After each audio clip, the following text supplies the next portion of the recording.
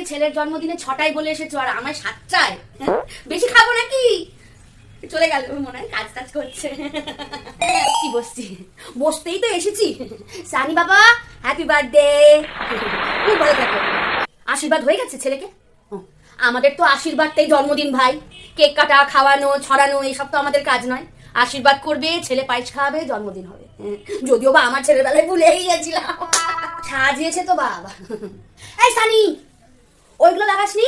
Lorry lorry, হ্যাঁ ওগুলো চলে না, চলে না। ওই লড়ি বলুন, আমাদের সময় লাল নীল হলুদ সবুজের লড়ি, লড়ি না ওইগুলোকে কাগজের কি বলে, ওইগুলো কি ভালো লাগতো। চলে না। আপনি কি দিচ্ছেন দিদি? হ্যাঁ ও টিফিন, হ্যাঁ হ্যাঁ, বাচ্চাদের হাতে কি পয়সা দিলে হয় নাকি? ভীষণ খারাপ দেখায়।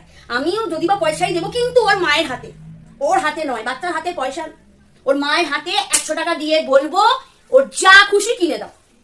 কি দেবো, কি পছন্দ হবে না হবে বলুন? ওর মায়ের হাতে পয়সা দিয়ে ব্যাস বলবো ছেলের যা লাগে কিনে দাও।